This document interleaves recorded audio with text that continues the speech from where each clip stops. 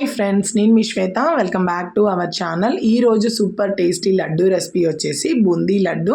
చాలా సాఫ్ట్గా జ్యూసీగా మళ్ళీ మళ్ళీ తినాలనిపించేలా అచ్చం స్వీట్ షాప్ స్టైల్లోనే ఈ లడ్డూని ఇంట్లో చాలా పర్ఫెక్ట్గా రెడీ చేసుకోవచ్చు. ఆ ప్రాసెస్ ఏంటో చూసేద్దాం రండి. ముందుగా బౌల్లోకి ఒక కప్పు శనగపిండి తీసుకోండి. దాంట్లోకి చిటికెడు ఫుడ్ కలర్ వేసుకోండి. ఫుడ్ కలర్ అనేది ఆప్షనల్, నచ్చకపోతే స్కిప్ చేయొచ్చు. అచ్చం స్వీట్ షాప్ లాంటి టెక్స్చర్ రావడం కోసం నేను ఫుడ్ కలర్ అయితే యూస్ చేస్తున్నాను. దీంట్లో కొద్దిగా వాటర్ యాడ్ చేస్తూ పిండిని మరీ గట్టిగా కాకుండా లూజ్గా కాకుండా ఉండలేమీ లేకుండా మనకు వీడియోలో చూపించిన కన్సిస్టెన్సీలా రెడీ చేసుకొని పక్కన పెట్టుకోండి.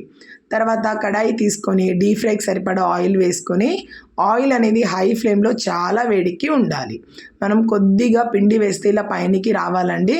అలా రెడీ అయిపోయిన తర్వాత పిండిని అడుగు నుంచి బాగా కలుపుకొని ఇలా బూందీ గరిటెనైనా చిల్లుల గరిటెలోనైనా ఒక కప్పు వరకు వేసుకోండి. ఈ బూందీని వేసేటప్పుడు మంట అనేది మనకు హై ఫ్లేమ్లో పెట్టుకొని వేసుకుంటే బూందీ చక్కగా ఫ్రై అవుతుంది.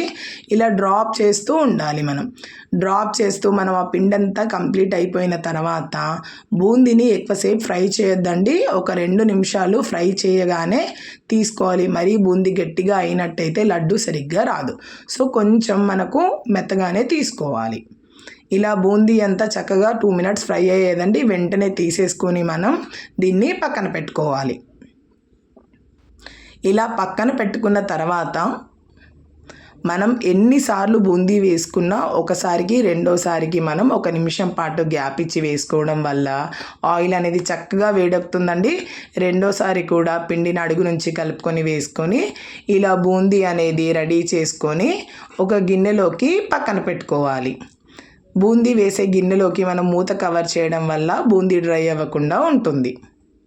తర్వాత కడాయి తీసుకొని ఒక టేబుల్ స్పూన్ నెయ్యి తీసుకొని, నెయ్యి అనేది వేడెక్కాక ఒక 10 జీడిపప్పు పలుకులను తీసుకొని వాటిని దోరగా ఫ్రై చేసుకోండి. అవి హాఫ్ ఫ్రై అయిపోయిన తర్వాత దాంట్లోకే ఒక 10 వరకు కిస్మిస్లను కూడా వేసుకొని రెండింటిని బాగా ఫ్రై చేసుకోవాలి. కాజు జీడిపప్పు మంచిగా మనకు ఫ్రై అయిపోయిన తర్వాత దీన్ని ఒక బౌల్లోకి తీసుకొని పక్కన పెట్టుకోండి.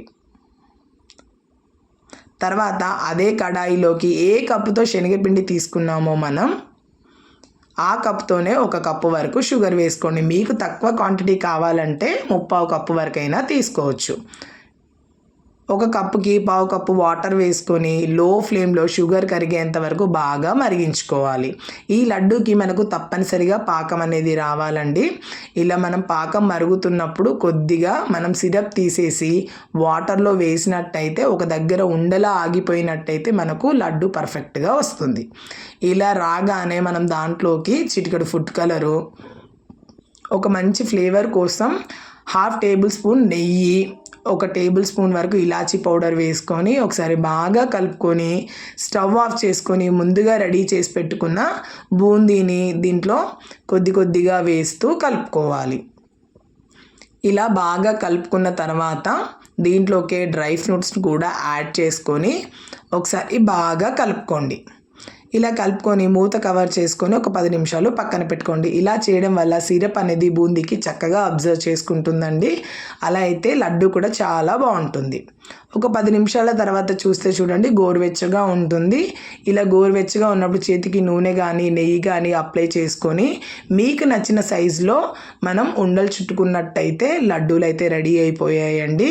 ఇలా మీకు ఏ సైజులో నచ్చితే ఆ సైజులో చుట్టేసుకోవచ్చు.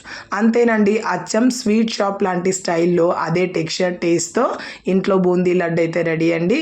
వీడియో నచ్చినదా? Please like, share, subscribe my channel. మరికొన్ని వీడియోస్ కోసం మన ఛానల్ని ఫాలో అవుతూ ఉండండి. Thank you for watching.